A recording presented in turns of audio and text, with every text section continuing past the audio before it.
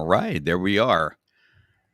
All right, so we have comments on here too, Brendan. We had a little bit of 5-minute chat here before we went live, guys. Good morning, everybody. This is Mark Cox. I get a special guest on Tuesday. We don't usually do Tuesday podcast, so this is pretty special to have one. And we got a professional fighter today. Believe it or not, this is the first. Well, I've known you. I guess we're Facebook friends is more like what we are than got to shake hands yet or anything with each other. So this is Brandon Bender, and a professional fighter. We'll get into his what he's done in his life and his career and what he's doing today. It's awesome story, by the way. And so, with no further ado, Brandon, why don't you introduce yourself and where you're from, and that you're a single dad, and about your daughter, and we'll get on from there. How's that sound? Yeah, I love it. Thanks, Mark. Thanks for hitting me up. I really appreciate being on here and be able to chat. So my name is Brandon Bender. I'm the global director of MMA for Ufc Gym. Professional fighter, 14 pro fights, 12-2. BJJ Black Belt. I've been doing martial arts since I was about 5 years old. Really saved my life, and just here to inspire kids and everyone else to help change their lives through MMA, how it changed mine. That's great. We had a nice little chat a few minutes ago. So yeah, I'm from Rancho Cucamonga. I don't know if you guys have seen Next Friday. It's a little bit of older movie, but Rancho Cucamonga. I grew up in the suburbs. Very nice area.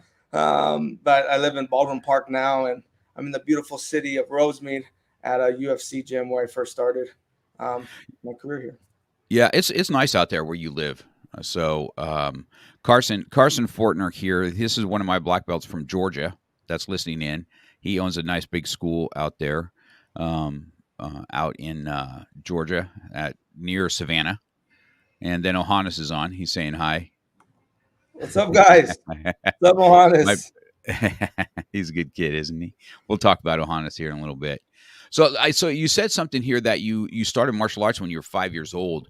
So what did your parents get you started, or what was the reasoning they decided to do some martial arts training for you at 5, or is it just something to go kill time at that point? I don't remember. I have no idea at 5. I know my mom took me to a Taekwondo studio. I still remember my instructors, Master Kim and Master Steve. I ended up linking with them later in life too, which is interesting when I started training MMA. But that I think I did Taekwondo from 5 to 8, and then took a little break and did some of it after. But just the stuff that instilled in me Taekwondo with all the different sports I played, just a different level, I think, of respect, or I don't know what it is, but I still remember the stuff that they taught me, and the training I had there was amazing. And then I took a little break, and I think I started getting picked on in junior high or something like that, and one of the toughest guys in junior high wanted to fight me, and I was like, well, I'm gonna kick him, but I don't feel confident kicking. I don't wasn't good at punching or anything else. I was like, okay, well, what exactly do I do? And I was scared, and I used to take different routes. I used to walk to school, and I would take different routes to school, different routes home. So I was so scared. And then, I asked my mom if she could take me to, start doing martial arts again. And then, actually, and then so back then at the time, the owners, believe it or not, were my same Taekwondo coaches, Master Kim and Master Steve. And they had, it was like a little, I'm in UFC gym now, but it was almost a little mini UFC gym. They had the weights, they had boxing, they had kickboxing, Muay Thai, they had Taekwondo, Jiu-Jitsu. They had like a group fitness area where they did cardio boxing. So man, I jumped in, I started boxing, and then my mom's boyfriend at the time, I guess he was fought in the streets or something. I don't know, but I tried a jiu-jitsu class, and I told him, I was like, well, I got to choose between. I had to go only 2 days a week. I got to choose between boxing and jiu-jitsu. And then listen, I don't know how he knew, because back then I don't think really anybody knew that they didn't do martial arts. But he's like, all fights end up on the ground. And the guy he didn't train martial arts, didn't watch UFC, didn't know what it was. And I was like, okay. So I listened to my mom's boyfriend at the time, and I was like, I'm gonna do jujitsu, and then I never So looked that's back. where you were. So you say you have a a black belt in jiu-jitsu. Who's your lineage? What's your lineage in your jiu-jitsu background? Yeah, so I train a lot with Millennia MMA. Really grew up around everybody there. So Javi Vasquez, Batiste Mansouri, Romeo Ram, and it goes to Rodrigo Medeiros. I trained with Rodrigo when I was a teenager as well, and then a Carlson Gracie Sr. Ah, you got car. So you got a great lineage out there, and you took that to the. That's kind of what you that you decided to stick with, is that is jujitsu became your main art. Is that correct? Yeah, So so I think I did jiu-jitsu for about 2 years. I was doing it twice a week, and then my mom started saying I can go a little bit more. So I started going more, and then I started doing some Muay Thai, some boxing, and some MMA. But yeah, I mean, I was infatuated. I think it was probably good. I was only training twice a week. I mean, I always recommend people train, starting out at least 3 times a week. But I was so infatuated with it. I mean, that's all I thought about. I would go home, I'd write notes, I try to make videos, I try to wrestle my friend. I try to do moves on my mom. So I try to do moves on her. Like I was so obsessed with jujitsu that it just consumed my whole life, and that's all I wanted to do is be good at it.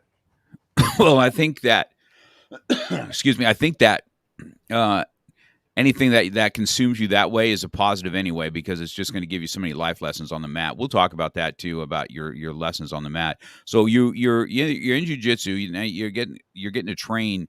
How old are you at that time? Are you in junior high or high school at that time? Junior high. I was in junior Junior high.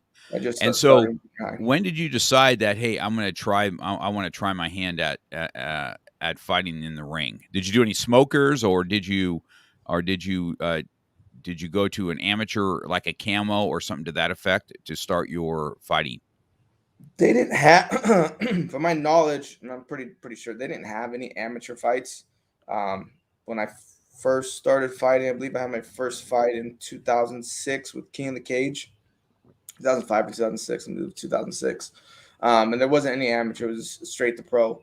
But yeah, I knew when I was 15. I think I was 15.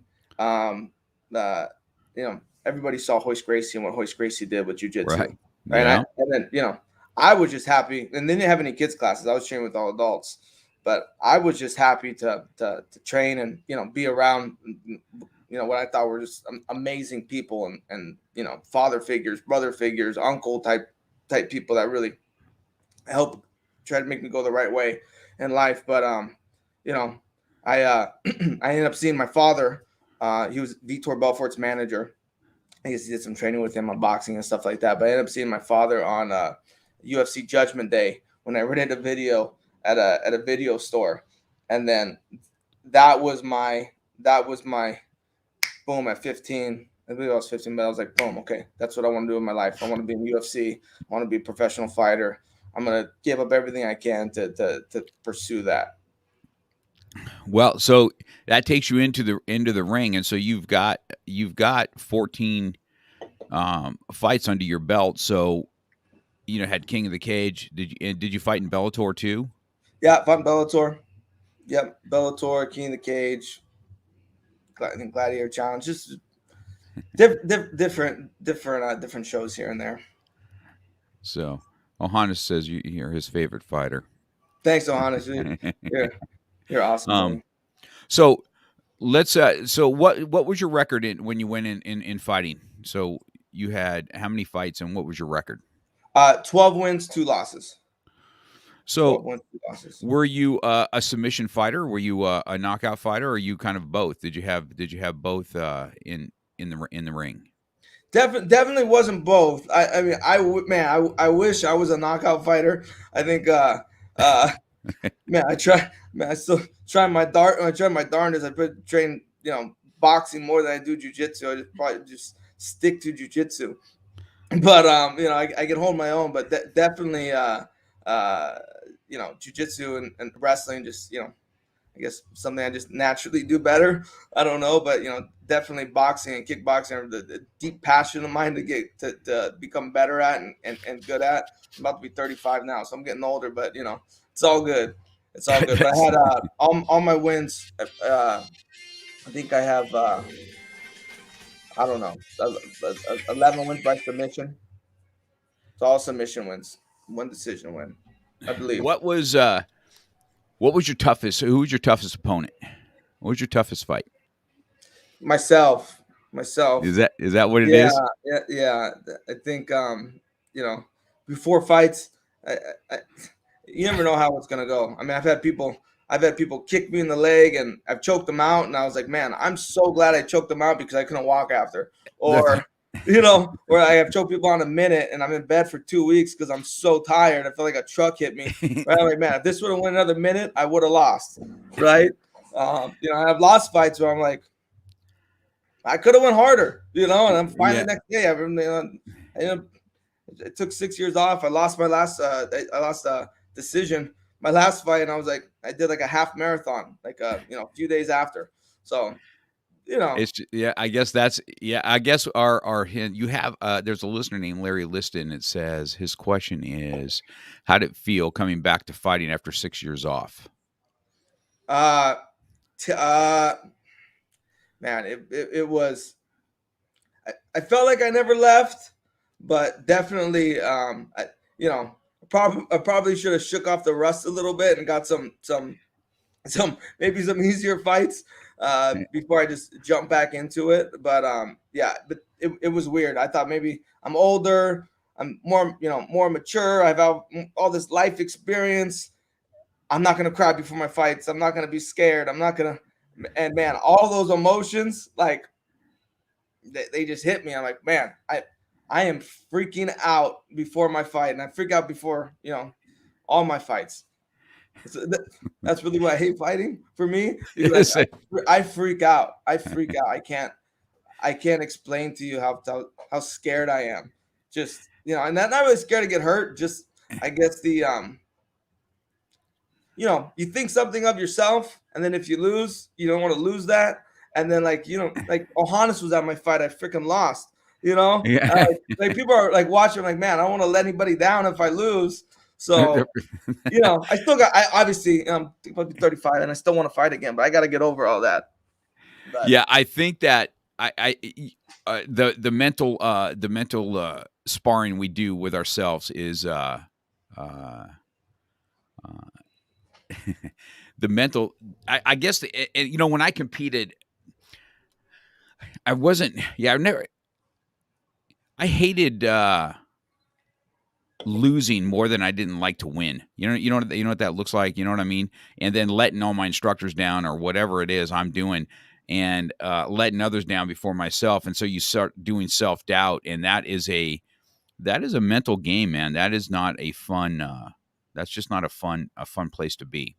And so I get it. So I think that's great. I think that's real talk about from somebody that's been in the cage 14 times, and then you have these it's just like life, man. Every day we wake up, it's something, and we have to break through fears when we get ready for whatever our sparring matches are or whatever our tournaments are, as fighting in the cage or whatever the case may be, to what we do in life, and those are the lessons learned in the cage. Ohanis has he says here to say a prayer before you fight, then you won't be scared at a tournament. That's what he does. I do. I say so many. I'm like, man, I say so many, and I'm still scared. But it's weird. I think it's about letting people down and maybe the embarrassment of it. Still something I got to work out myself, because I mean, I'll spar anybody. Like, I don't care how big they are. I don't care if they go 120% and they try to fight me. I will spar anybody. There'll be 50 guys on the street that want to fight me, and I won't be scared. I'll fight them all. But something about getting prepared to go with a bunch of people watching and the pressure of that is just, I mean, I don't know. I'm sure. I think it's awesome that you have this discussion of what it's like to get in. I think that most fighters that I've talked about, it doesn't matter, even jiu-jitsu tournaments or whatever it is, you spend all that time and then you get there and the nerves that just seem to overtake because now this is it. This is my preparation, and there's a lot of people. Then am I going to let myself down today? And then it's a mental game for sure. I think that that is just as real as it can get. Listening to you to what you say about that, and having to address whatever that is.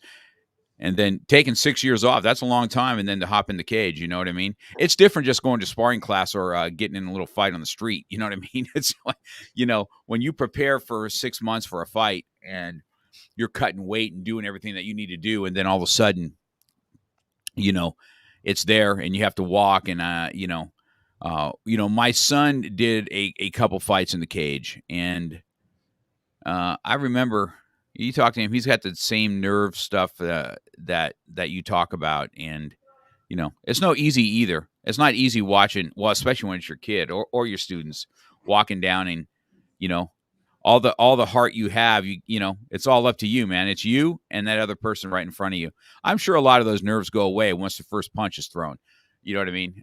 Once you're in combat, I'm sure that your mind shifts. You know what I mean? Once I think once I walk towards somebody, it's all gone. It's all gone. But just again. I mean, this would be just me. The leading up to it, and then I got to a point where like, even when I win, like that's great. But then I like think about the next one, and I think you said something that like I thought I made up, and I don't think it's the right thing to do. So hopefully nobody gets this quote or feels this way about anything in life. But I hated losing more than I liked winning.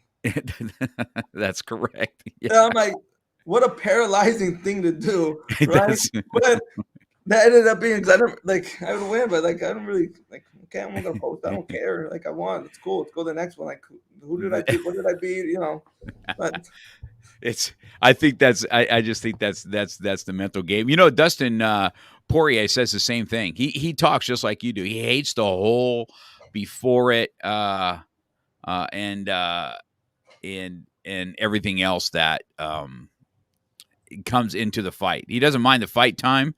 He can't stand the preparation. He can't stand walking down there. He just, he gets in his own head and same thing. So I just think that's one of those things of athletes, that, they have such a high expectation of themselves that they don't want to let themselves or others down that help train them or whatever that looks like. So that doesn't surprise me.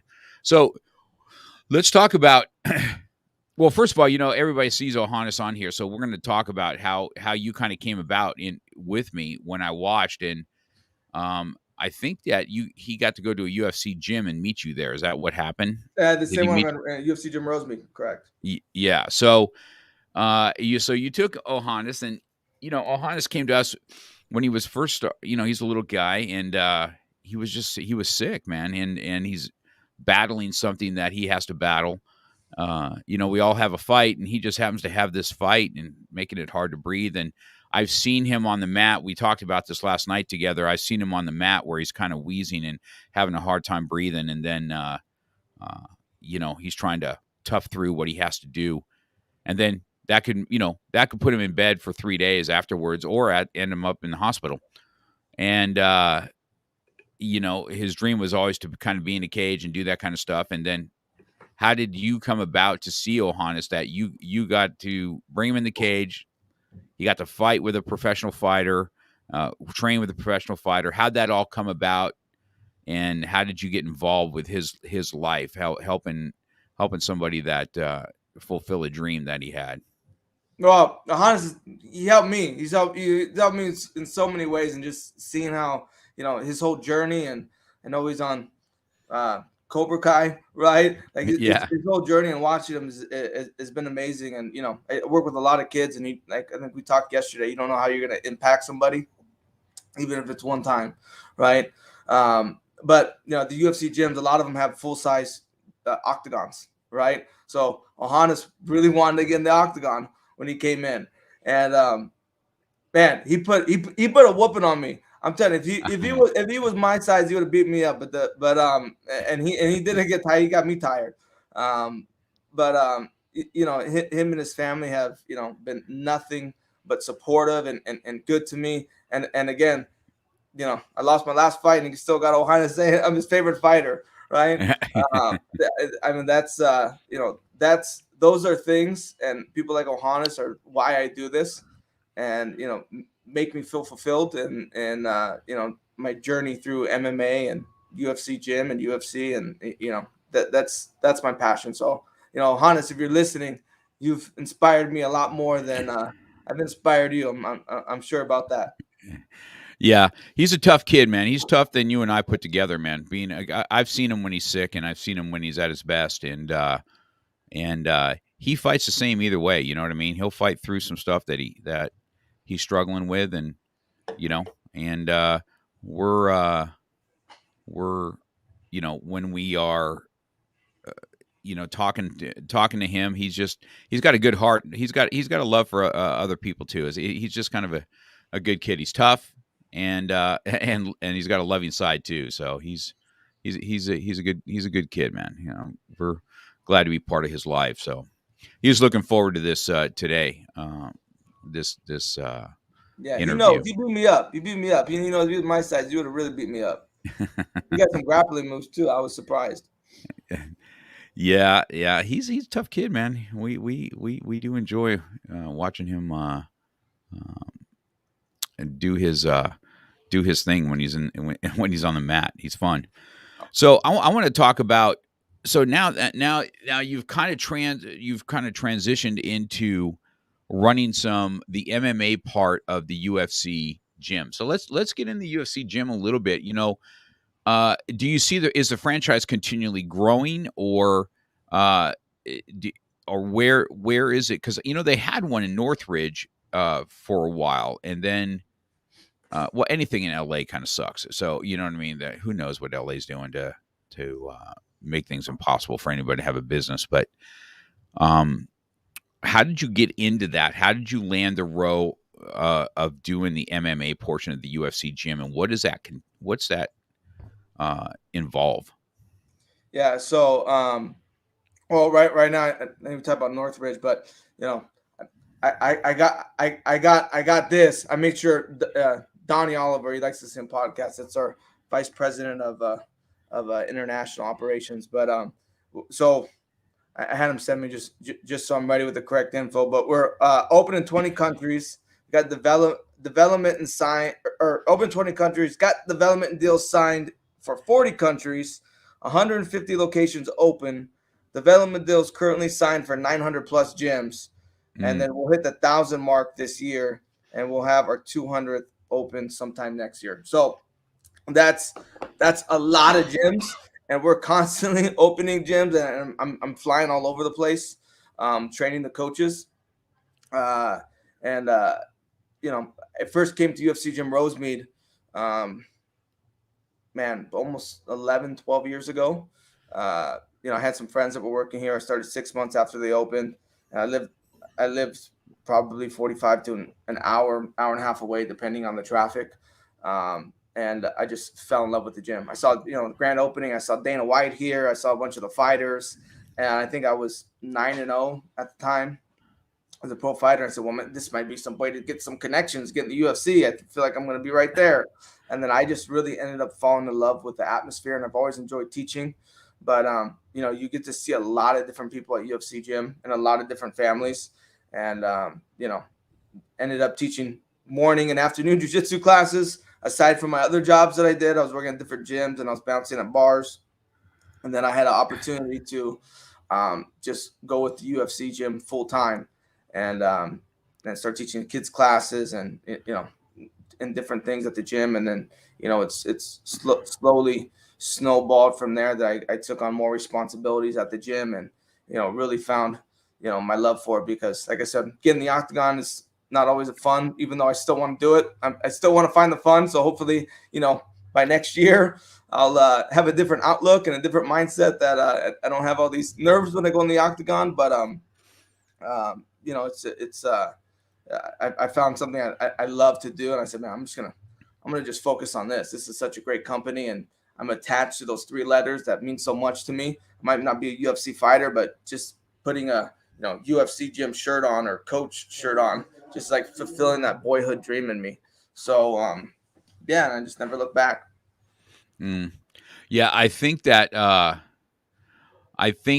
well, first of all, those gyms are beautiful. But any of them I went to, Slava's gym is, and I think he's opening up a couple more. To be honest with you, I think Yeah, last time I spoke with him, he's got a gym in Oxnard. right? Mm-hmm. Beautiful facility, and then we might be in some talks. It might be in some talks for some other gyms, but yeah, he's got a beautiful facility in Oxnard. I was there last month. So, are you still teaching at a gym right now, or are you more running, doing the business side of different gyms opening now? Yeah, so I'm doing all the business side now. I mean, I coach the coaches. I don't have time to train anybody anymore, or teach any classes, or keep it consistent, which is good for me. I'm still trying to get back in shape because I do want to fight again and compete. But I'm making sure that the gym is good is my main priority. So I'm cutting everything out in my life to make sure that that's happening. Yeah, that's going to be quite a thing if you want to fight again. Fighting, preparing for a fight, and then running the business side of a big corporation is going to be tough. And then being a single dad is all that kind of, that puts a lot on your plate. But a fight's a fight, whether you're in the ring or preparing for it. It is what it is. You just put your head down and move. So that sounds awesome. We'll be there next time you bang. I'll be in that front row watching it. So well, it's hard because I mean, again, fighters. I mean, you're not making a lot of money, at least unless you make it, right? So yeah. You gotta have 1 foot in and 1 foot out. Even my last fight, I was definitely 1 foot in and 1 foot out because I was trying to juggle too much. But all my fights I've been working, holding the 3 jobs and trying to fight. But you got to be all in or all out, and you're putting your body and everything at risk, right? So yeah. And the same thing with work. So that's what I'm saying. I'm all in for UFC gym. I'm not letting my fight career or what I want to do with fighting interject in that. So I think that's why I took 6 years off and so much time, because I really want to figure this out. I don't even know if I am now, but a businessman, right? I just know that I'm passionate and I'm gonna figure it out. And I just really care about those 3 letters on the wall. Well, let's talk about mindset a little bit, and then how it goes from what you've learned fighting or preparing for a fight is probably even more than the lessons in the fight. I think there's lessons preparing. I think there's lessons in the fight, and I think there's post lessons after it too, where you got to sit and evaluate everything you did well and everything that needs improvement. So, tell me some of the lessons that you've taken from the cage, okay, or preparing for the cage, and how you implement it into business. How, the lessons that I've learned for those that are, running their own business. Maybe they've got, other things in life. And let's talk about that for a second. How you take your wins, and how it goes from the ring, what's the same, and into the business. Let's open that up a little bit. Yeah, I mean, one I think that you got to have an innate belief in yourself. Even when you have self-doubt, right, to be able to overcome it is everything. So no matter what anybody believes about you or thinks about you, as long as what's in your heart is true and you believe it, it's cliche, but you'll achieve it, I believe. Or it's going to take you to a route that you're meant to be, because sometimes what we want to do and what we believe isn't always what's going to happen, right? But it's going to take you to a place that you're supposed to be. 2 is, I think, like, you have coaches, right? There's a hierarchy of people above you, and making sure that those people are leading you in the right direction, and can you take coaching, right? That's huge. So once I felt like, man, everybody in this organization, right, is my coaches. Like, my coaches want me to win my fight.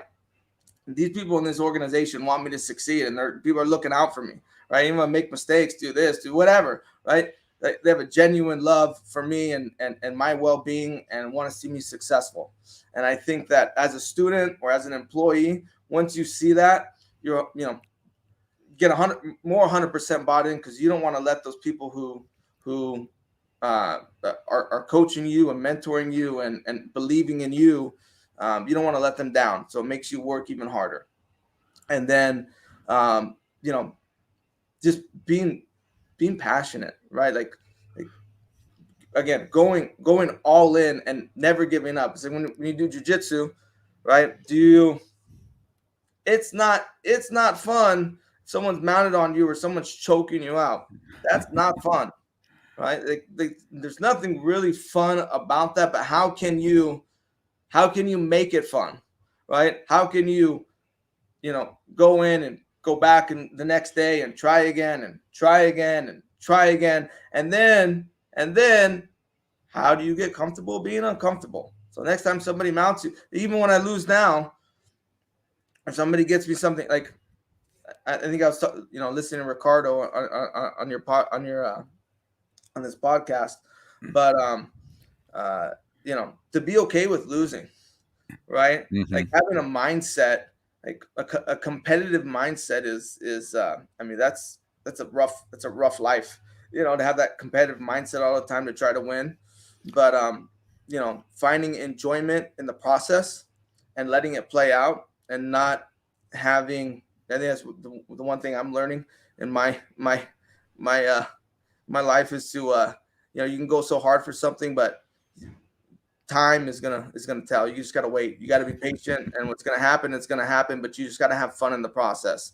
And I think that a lot of times in training and other things, I wasn't having fun in the process because I wanted to go do this, do that, and now I'm just enjoying the ride.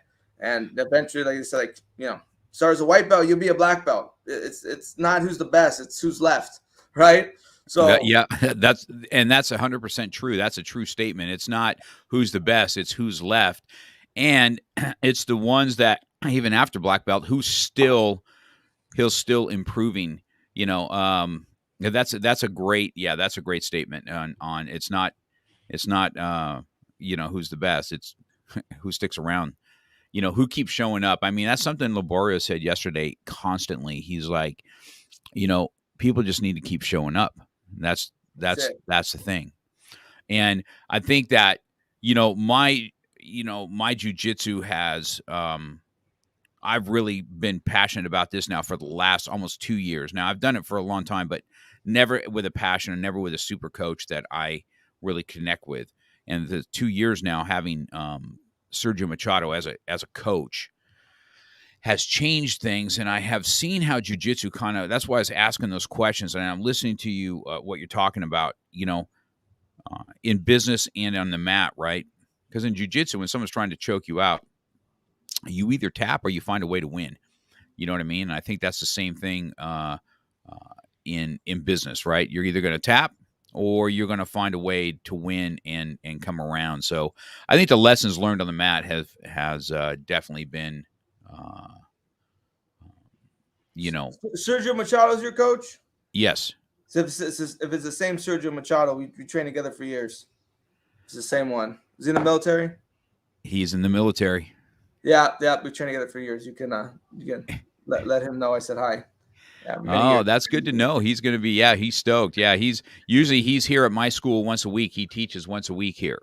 This week he's not. He's doing a drug class with the law enforcement. We trained together for a very long time. Yeah, you could tell him I said hi.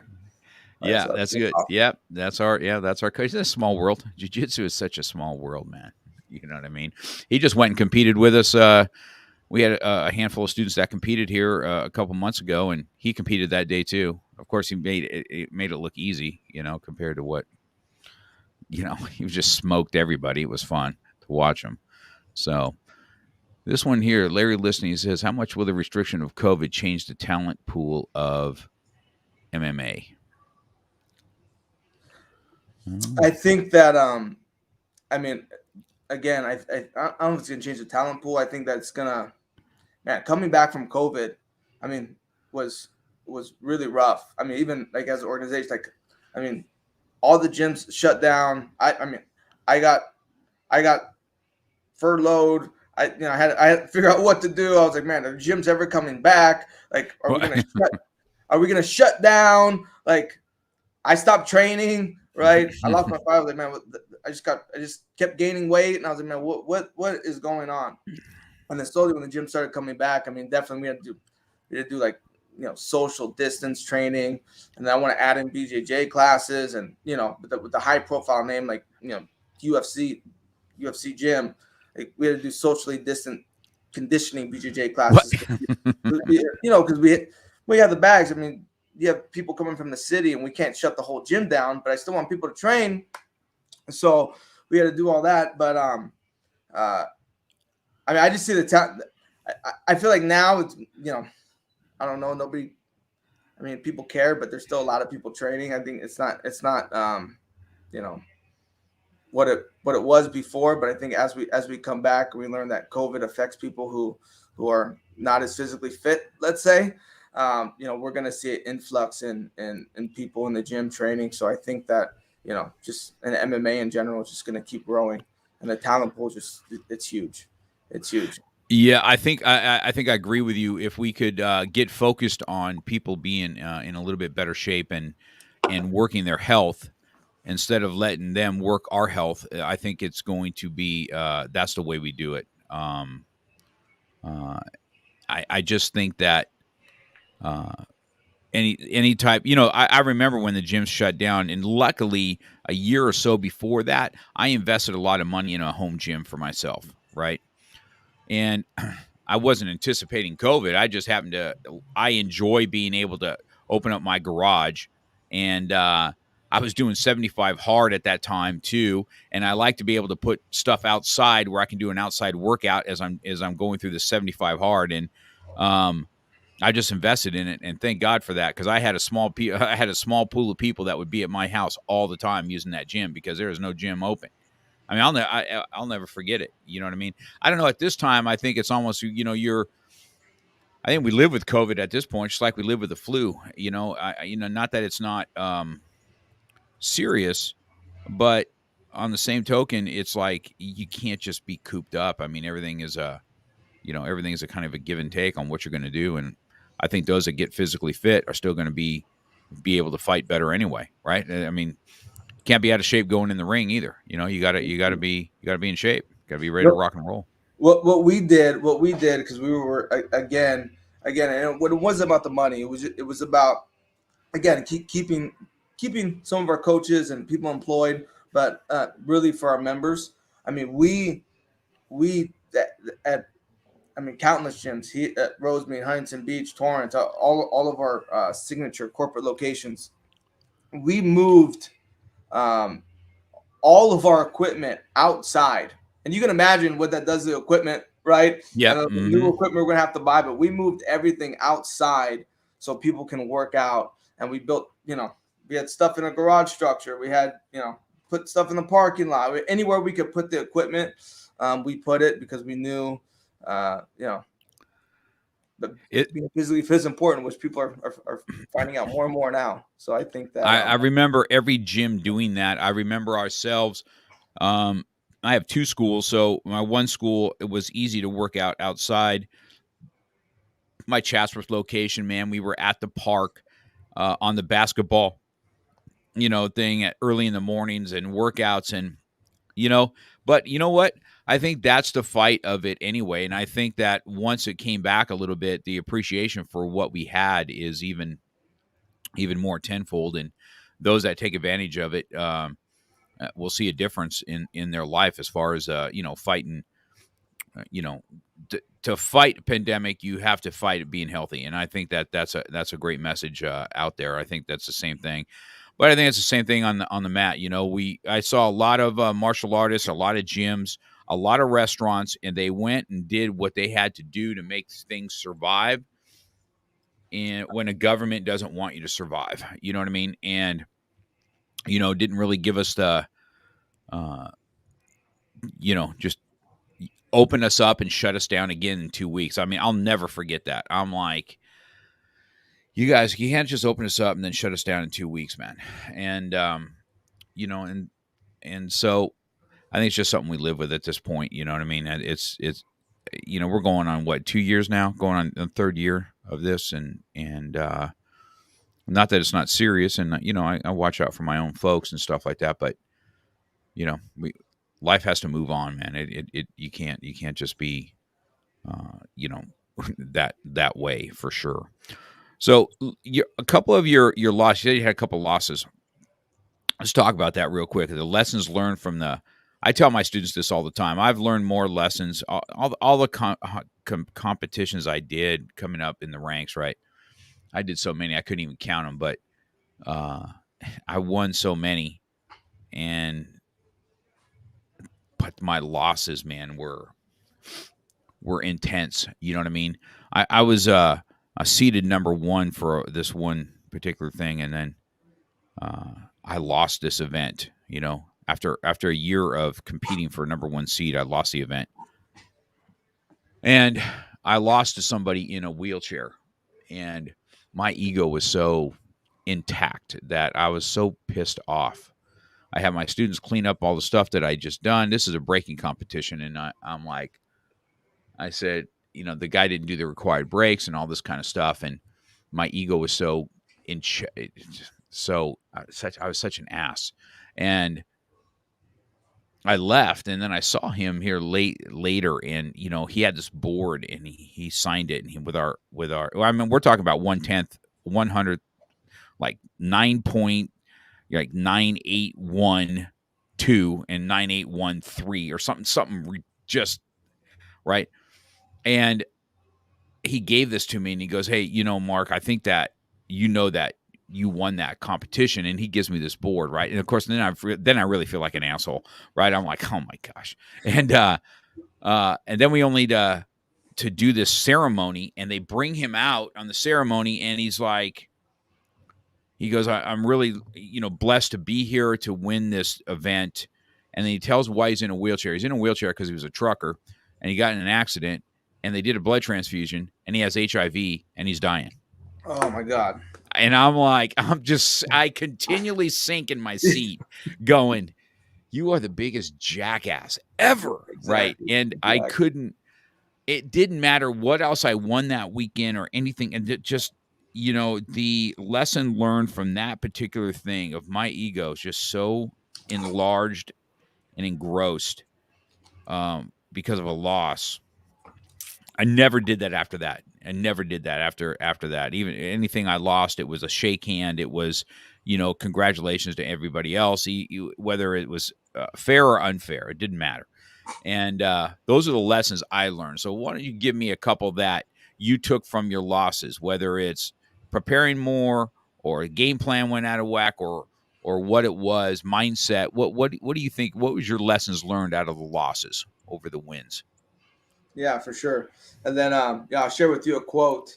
BJ Penn has become a pretty good friend of mine through Ufc Gym, and he shared a quote with me.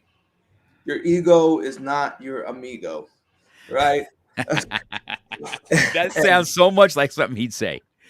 Yeah. And to another quote, you know, if you disrespect the game will disrespect you. I don't know if that's I have a quote. I don't know if that was 100% accurate what he said, but you know, but again, for me, just being happy, always happy for the other person that they won, right? Like I'm glad that they got to experience that, but man, I take losses, my 2 losses, and I think I had my first loss. I was 11-0, and then I was fighting on Bellator, and I was in the semifinals or something of the tournament, and I was cutting down to 135, and I think Sergio Machado knows the story. Actually, he was involved in it, but I feel like I almost died, like cutting the weight and not eating and not drinking. My mind, everything was out of whack. You know, I still fought great, but I got hit. I believe in the liver, and I was like, man, I never felt this pain before in my life. I couldn't talk 30 minutes after.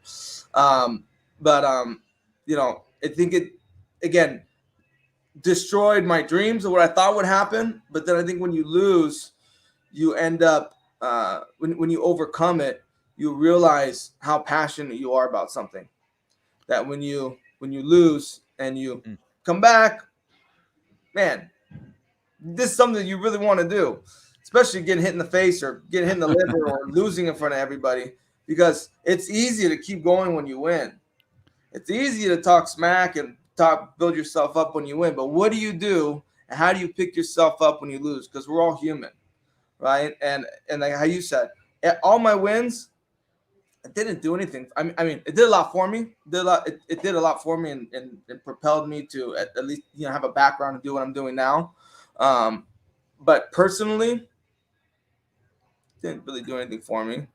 About people in my life that probably didn't need to be in my life, right? Like brought attention to me that I probably wasn't ready for at the time. Like that stuff did absolutely nothing for me.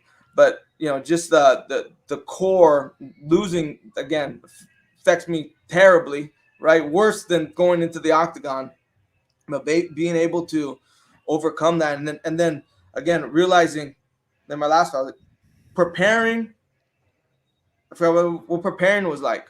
Preparing is huge, right? Like getting in the right shape and getting in the doing stuff that you need to do to get ready, because it's only you in the octagon and your body, right? Yourself. You need to do what is going to put you in the best, give you the best chance or the best odds, right? And then two, in my last fight, I tried to freaking. I was striking all the time. I tried to freaking box, like I'm a freaking boxer or something, kickbox. Like, yeah, I know how to box and kickbox. I'm fine, but like, I want to prove a point with my ego. I want to just stand up. I don't want to try to take anybody down. I'm going to prove a point. I'm 6 years off, right? I'm going to strike.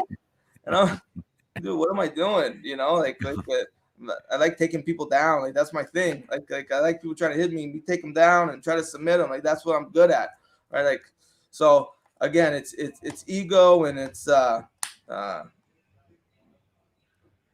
losing. Really, just like in life. Like once you lose something and you come back to it, you realize how much you really care about it.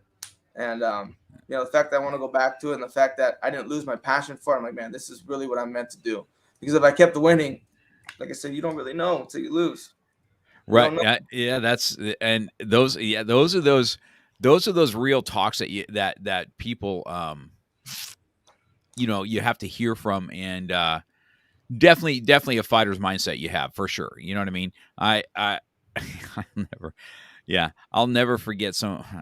I there's so many wins I had that back in those days of competing that those just don't refresh in my head. It's these few that just really were life altering losses that made me just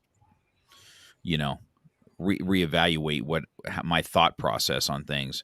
I was a little bit younger dude back then too. I was more your age back then, but the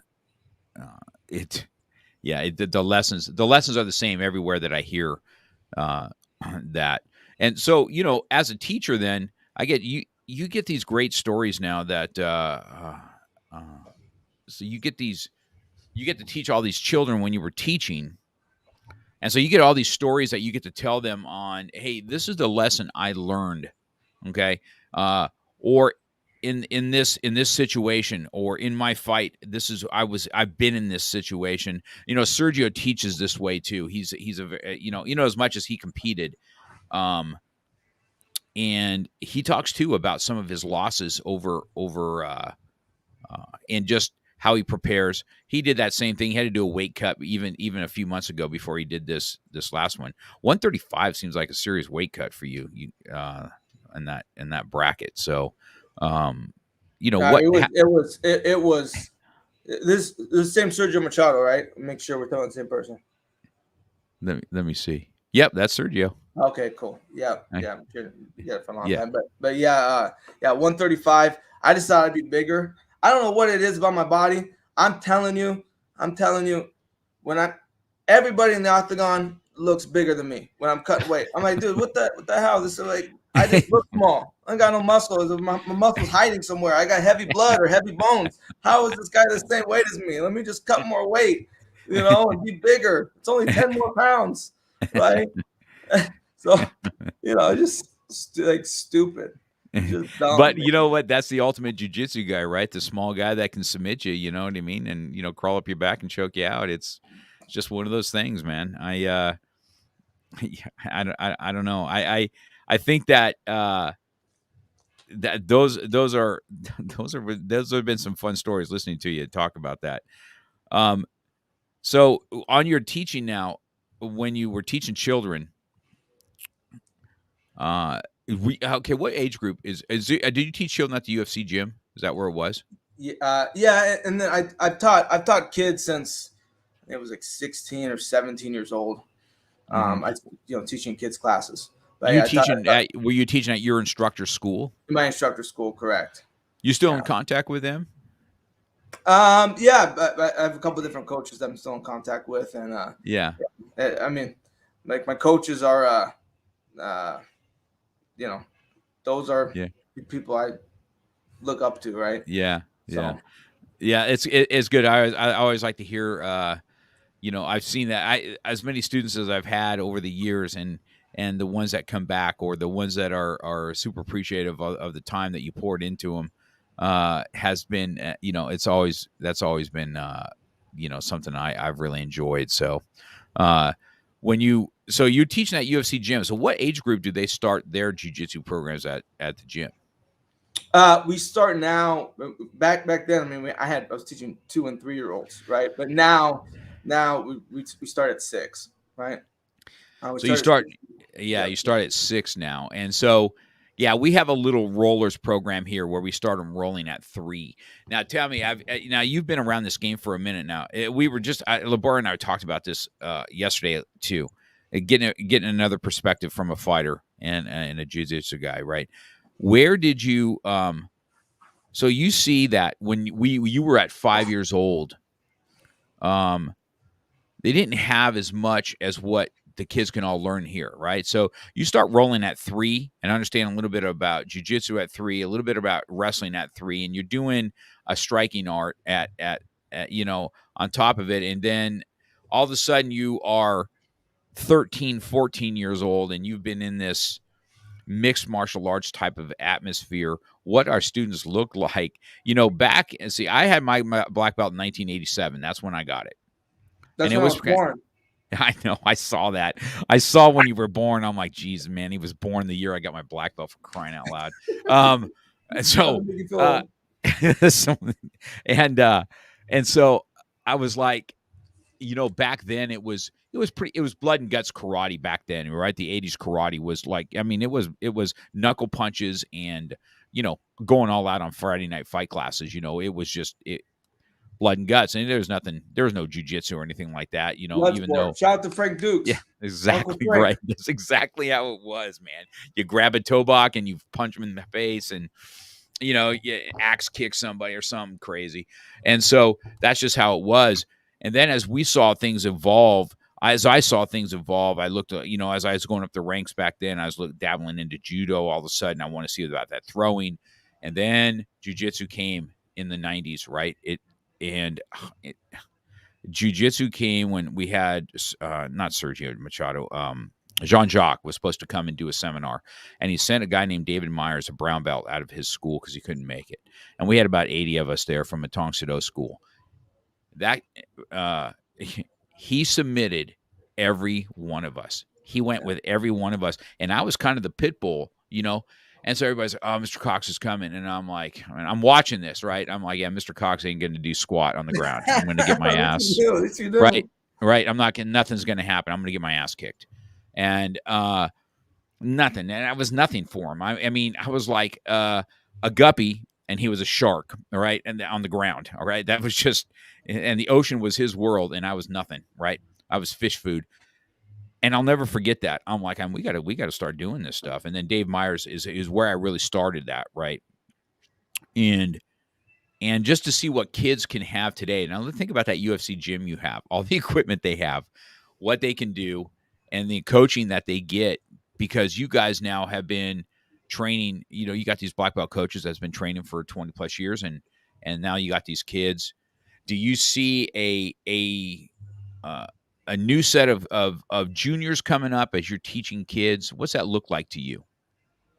I mean, the talent level is freaking. I mean, it's out of this world, Right. right? What some of the kids can do, I mean, it's insane, and they're doing everything, right? Like they're doing all types of martial arts. But my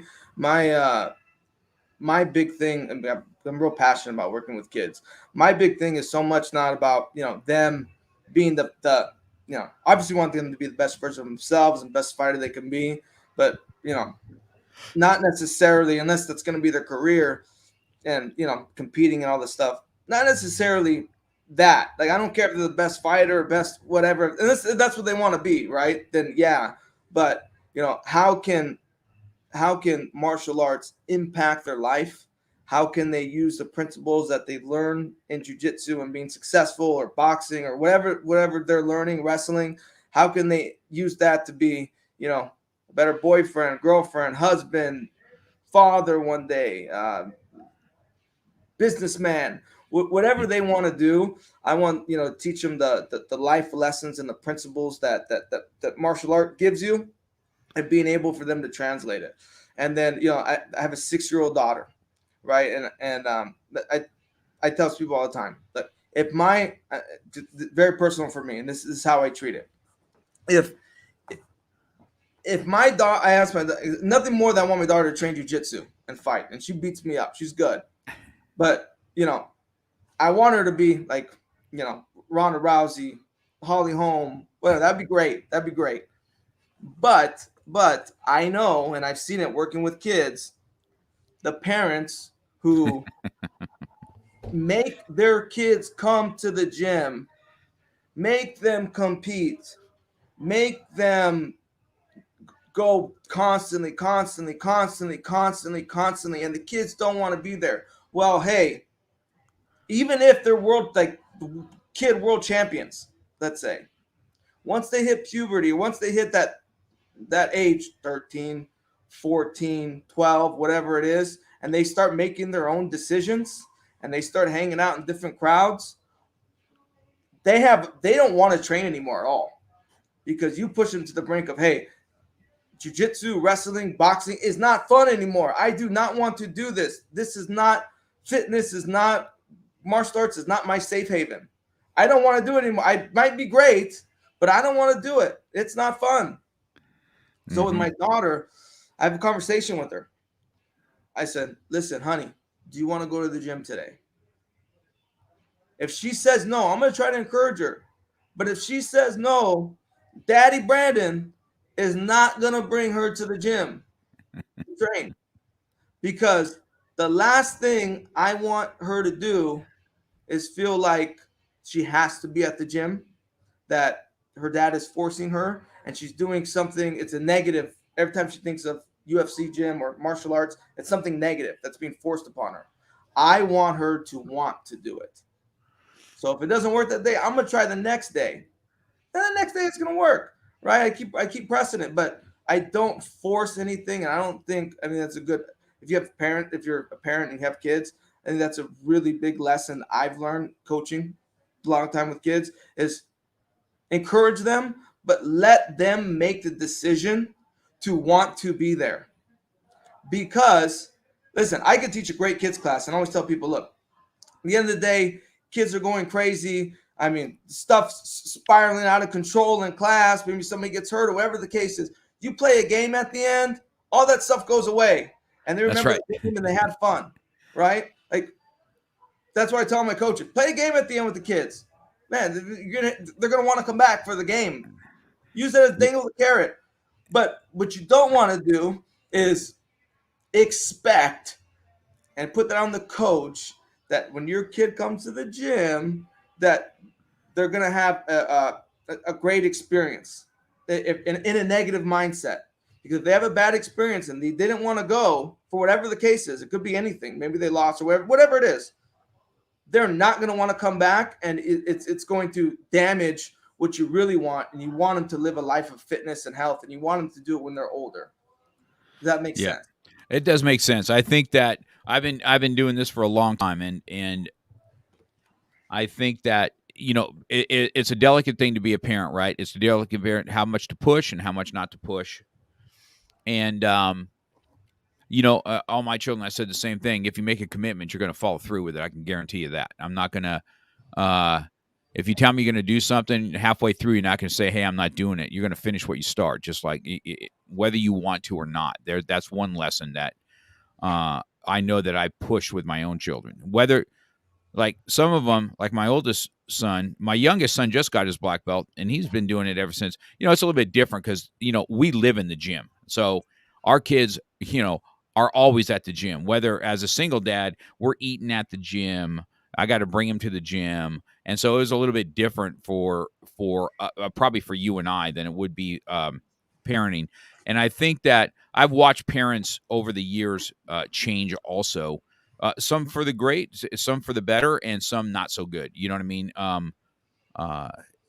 The coddling thing. It's okay for your child to lose.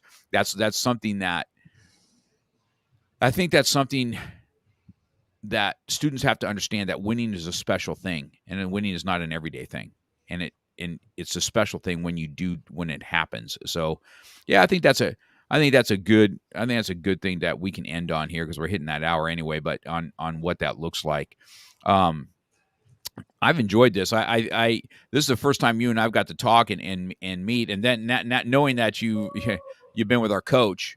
I think that's that the world's so small. It's unreal. I'll talk to Sergio today about it. I'll let him know to listen in on this. I love it.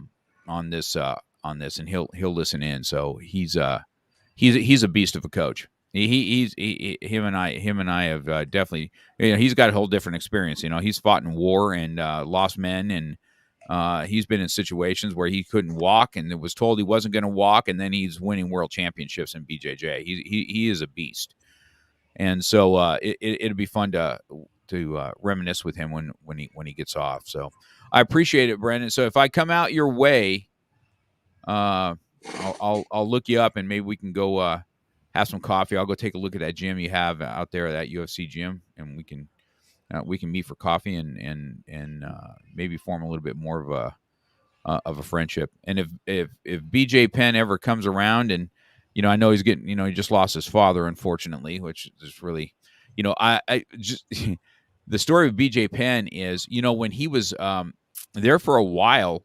This is years back. He was really selling his brand of clothing and different things. And believe it or not, his mom was right next to us in booths in some of these martial arts shows. So BJ Penn would sit right next to us, and he was selling his stuff. We were selling our stuff, and I got to talk to his mom a few times, and BJ, a few times also. So we've been in business together where we're selling things next to each other. So, right, if that ever comes about where I can get him, because I know he's wanting to run for governor. Yeah, he's running for governor in Hawaii. He's one of our partners, and we have it's UFC BJ Penn in all of our Hawaii locations. Yeah, he's very, very passionate about running for governor, and it looks like he's got a great shot. And but yeah, BJ he's a hell of a guy. He's a hell of a guy. Well, I just he's one of my.